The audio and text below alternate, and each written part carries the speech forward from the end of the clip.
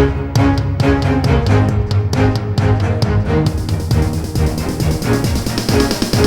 is the Washington Times front page for the first day of November, Tuesday, November 1st, 2022.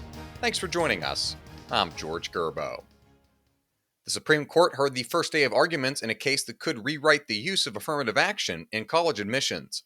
Alex Sawyer and Stephen Dinan report the court's Republican-appointed justices expressed skepticism over the use of racial box checking by colleges to promote the enrollment of Black or Hispanic students.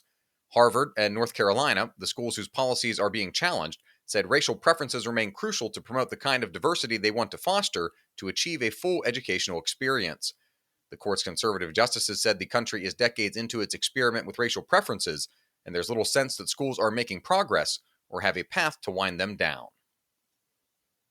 President Biden has proposed a windfall tax on oil and gas companies. Citing oil company profits that are so high it's hard to believe, Susan Ferricchio reports the president said unless those companies lower prices and increase domestic production, he'll work to impose a windfall tax on excess profits and impose other restrictions.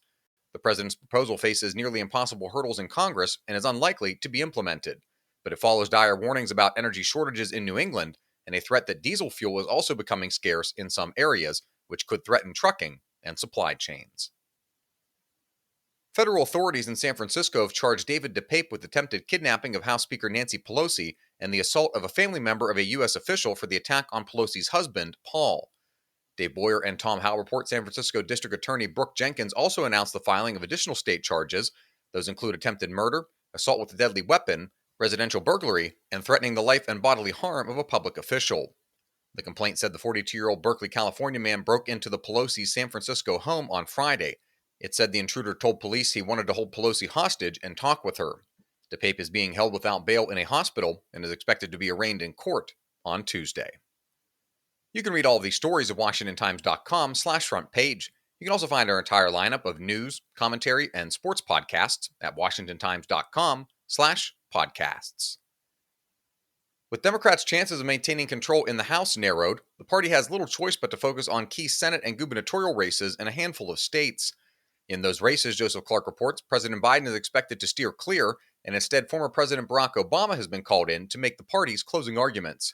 Over the weekend, Obama held a rally in Georgia to campaign for the party's gubernatorial nominee, Stacey Abrams, and incumbent Democratic Senator Raphael Warnock. He then headed to Michigan to campaign for Democratic Governor Gretchen Whitmer, whose lead against Republican challenger Tudor Dixon hangs in the balance, and to Wisconsin to bolster support for Governor Tony Evers and Senate hopeful Mandela Barnes, who are both in toss-up races. Obama is expected to hold rallies later this week for Democratic incumbent Senators Catherine Cortez Masto in Nevada and Mark Kelly in Arizona. Staying with the midterm campaigns, President Biden is making life difficult for Sherry Beasley as she looks to activate the Democratic base in her race against Republican Ted Budd for an open U.S. Senate seat in North Carolina. Seth MacLachlan reports from the Tar Heel state, where Beasley has been credited with running a disciplined campaign and focusing on her strengths as a candidate. Beasley has kept the president at arm's length during the race. She's focused on bringing down the rising costs of prescription drugs, healthcare, and housing, as well as protecting abortion rights following the Supreme Court's overturning of Roe v. Wade. The 56-year-old former state Supreme Court Chief Justice is warning voters, though, that things will get much worse for senior citizens, younger voters, and women in minority communities if Budd wins and Republicans take control of the Senate. And finally, in Brazil, right-wing populist President Jair Bolsonaro has yet to concede the presidential election against leftist challenger and former President Luiz Inácio Lula da Silva. Guy Taylor reports Lula defeated Bolsonaro by less than 2 percentage points in a runoff election on Sunday. Several top Bolsonaro associates said they accepted the narrow defeat. Bolsonaro's movement will retain considerable influence in Brazil, with gains among key state governorships and in the national legislature. Find all of today's front page stories at WashingtonTimes.com/front page or on the Washington Times app, and find us wherever you get your podcasts. Just search Washington Times in any major podcast app. You can also find us on Twitter and Instagram at Wash Times for breaking news, sports, commentary, and more. For the Washington Times, I'm George Gerbo.